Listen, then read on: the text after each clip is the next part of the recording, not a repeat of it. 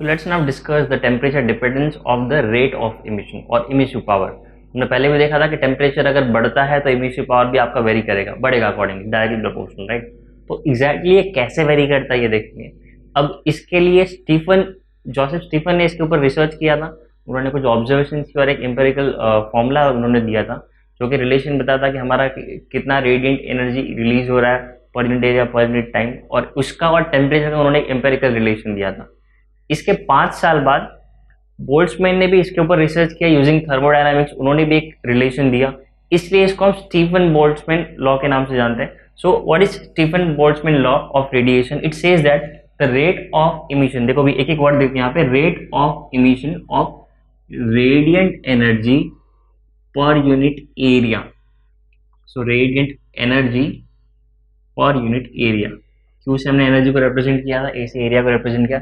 It says rate of emission which means मुझे यहाँ पे टाइम भी कंसिडर करना पड़ेगा। So the rate of emission of radiant energy per unit area, और में देखते क्या बोला है, पावर रेडिएटेड। पावर क्या होता है? पावर होता है work done upon time. Can I say energy upon time? Work and energy are one in the same, right?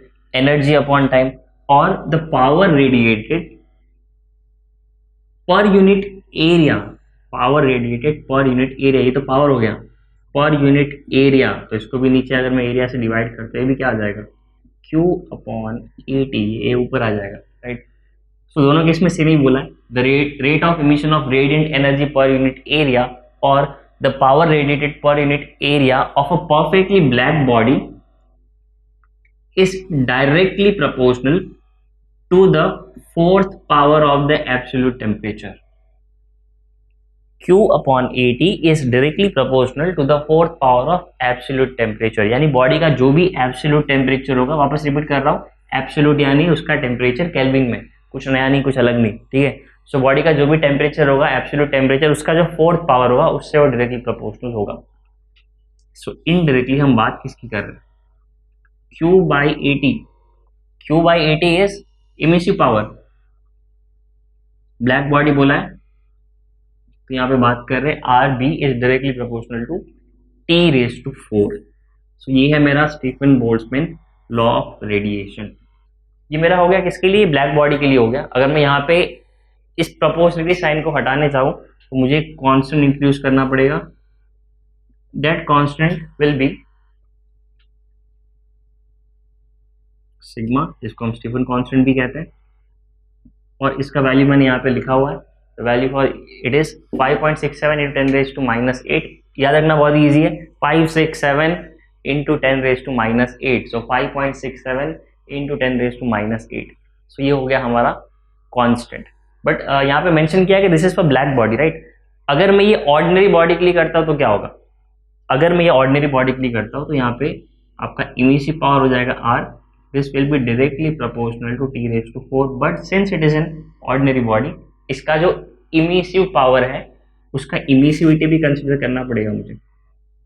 यानी ऑर्डिनरी बॉडी के लिए मेरा फॉर्मूला चेंज हो जाएगा, E sigma T raised to 4, बाकी सब कुछ सेम रहेगा। So this is my Stephen Boltzmann law, which says that the emissive power is equal to this much, या फिर इमिसिव पावर आपका डायरेक्टली प्रोपोर्शनल होता है T raised to 4, यानी बॉडी के एब्सोल्यूट टेम्परेचर के 4th पावर से। सो ये फॉर्मूला हमने देखा ब्लैक बॉडी के लिए। अच्छा, अगर ऑर्डिनरी बॉडी के लिए होता तो क्या चेंजेस था इसमें? R will be equal to sigma into T raised to 4, but since the body is ordinary तो मुझे उसका इमिसिविटी भी कंसिडर करना पड़ेगा। So let's say the coefficient of emission और इमिसिविटी इज E। ये इसके लिए भी यहाँ पे E तो है, बट सिंस ब्लैक बॉडी के लिए इमिसिविटी 1 होता है तो यहाँ पे मैं इमिसिविटी अगर पुट भी करूँ तो 1 हो जाएगा, तो इसको लिखने की जरूरत नहीं। As per Stefan Boltzmann law हमने ये दो फॉर्मूला निकाला, ब्लैक बॉडी की, ऑर्डिनरी बॉडी की, राइट। अब हम एक कंडीशन यहाँ पे अज्यूम करते हैं, लेट्स से ब्लैक बॉडी के लिए हम करते हैं, ठीक है। Let's say the temperature of body is T, fine, and this body, black body, is kept in a surrounding, this surrounding जो भी इसके आसपास है, temperature of this surrounding is let's say T0। Body का टेम्परेचर T, सराउंडिंग का temperature T0। अब क्या होगा? पहला कंडीशन ये लेते हम कि इसका जो टेम्परेचर है सराउंडिंग के टेम्परेचर से ज्यादा है, यानी कि T will be greater than T0। हमको फाइंड क्या करना है, हमको फाइंड ये करना है कि हमारा बॉडी क्या रेट से एनर्जी लूज करेगा, rate of lose of energy. तो कैसे फिगर आउट करेंगे, पहले उसके लिए देखना पड़ेगा कि बॉडी कितना इमिट कर रहा है। ठीक है, हमने ब्लैक बॉडी कंसीडर किया है इसको, तो ये वाला फॉर्मूला देंगे, ये वाला इरेज कर देता हूँ मैं, ये फॉर्मूला है हमारे पास। अब तो पहले देखते हैं एनर्जी एमिटेड बाय बॉडी आएगा आपका पर unit time per unit area में डायरेक्ट लिख रहा हूँ। ठीक है, ये कितना होगा, ये होना चाहिए हमारा, this will be directly proportional to its absolute temperature and its fourth power. और यहाँ पे मेरा कांस्टेंट भी बीच में इंट्रोड्यूस करना पड़ेगा मुझे, दैट विल बी सिग्मा। ठीक है, ये बॉडी ने कितना एनर्जी इमिट किया, बॉडी के एनर्जी इमिट करने का रेट। अब सेम वैसे ही मुझे देखना है कि सराउंडिंग कितना एक्सेप्ट करेगा, यानी सराउंडिंग कितना एब्जॉर्ब करेगा। So this will B for surrounding, ये मुझे लेना पड़ेगा T0⁴, मैं शॉर्ट में लिख रहा हूँ। ठीक है, हम सिर्फ पॉइंट टू पॉइंट जाएंगे, इक्वेशन टू इक्वेशन, सारा आपको डिटेल में मिल जाएगा टेक्स्ट बुक में। सो द थिंग इज, हमने एक बॉडी लिया ब्लैक बॉडी, उसका टेम्परेचर है T, सराउंडिंग का टेम्परेचर है T0। इसने कितना इमिट किया, इसका rate of emission per unit time per unit area is sigma into T⁴, where T is that body's temperature. Same surrounding ने कितना एक्सेप्ट किया, सराउंडिंग ने एक्सेप्ट किया सिग्मा इंटू T0⁴, क्योंकि सराउंडिंग का टेम्परेचर में T0 लिया। हमको फाइंड क्या करना है, कर क्या रहे हैं, हमको फाइंड ये करना है कि rate of loss of energy, क्योंकि इसका टेम्परेचर ज्यादा है तो ऑब्वियस बात है ये सराउंडिंग को एनर्जी देगा, राइट। तो rate of loss of energy per unit time per unit area कितना होगा, तो उसके लिए मुझे क्या करना पड़ेगा, सब्सट्रैक्ट करना पड़ेगा, जितना इसने लूज किया और कितना इसने गेन किया। सो ये मुझे मिल जाएगा, लॉस ऑफ एनर्जी लिख रहा हूं मैं इसको शॉर्ट में, loss of energy will be equal to sigma T⁴ minus sigma T0⁴, which will be sigma T⁴ minus T0⁴. तो लॉस ऑफ एनर्जी मेरा इतना होगा, किसके लिए, ब्लैक बॉडी के लिए। अगर ऑर्डिनरी बॉडी होता तो क्या चेंज करना पड़ता, ये कैसे चेंज करना पड़ता, ये जो मेरा फॉर्मूला यहाँ पे आता, ये आ जाता E into sigma T⁴. So for an ordinary body